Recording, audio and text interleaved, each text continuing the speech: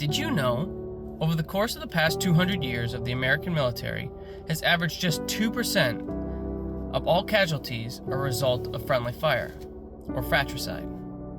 Korea, those statistics were 2%. Vietnam, 2.9%. The global war on terror averaged less than 1% of all casualties as fratricide. The only exception to this rule was the American Civil War, with a 100% fratricide rate, totaling an estimated 698,000 casualties. Brother against brother, father against son. Sound familiar? As Christians, we are at war with the enemy, not in a civil war with one another. We are called to love one another.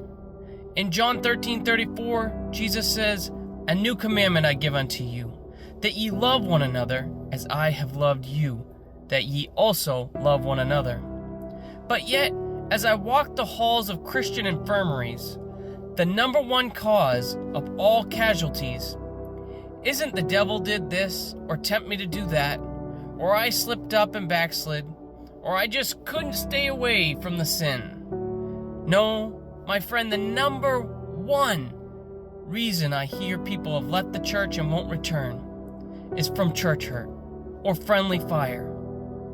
Because a brother or sister stuck a knife in their back when they weren't looking, and they're still wreathing from it.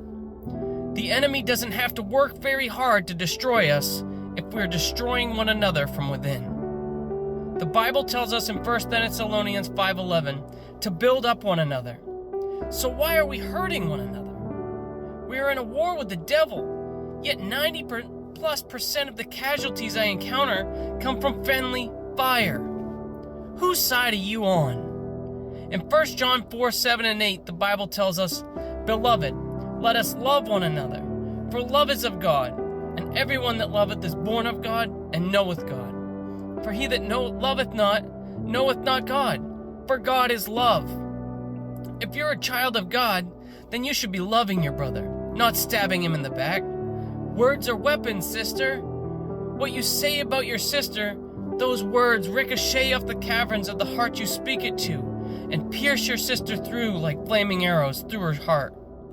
Why is it so hard for us to follow the advice of our mothers?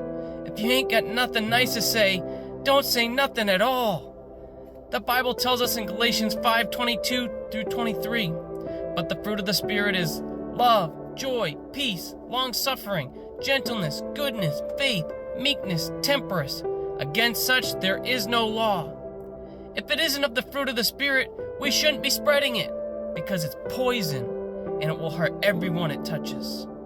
It's time we start emptying out the infirmaries and filling up the churches with the love of God.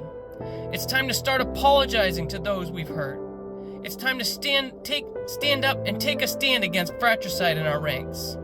If the U.S. military had never embedded safety training into its core, then we may as well be handing a bunch of kindergartners grenades and telling them to have fun.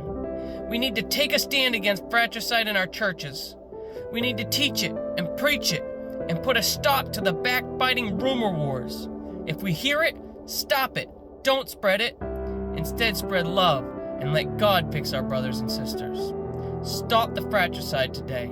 Remember, Jesus loves you, and I do too. God bless.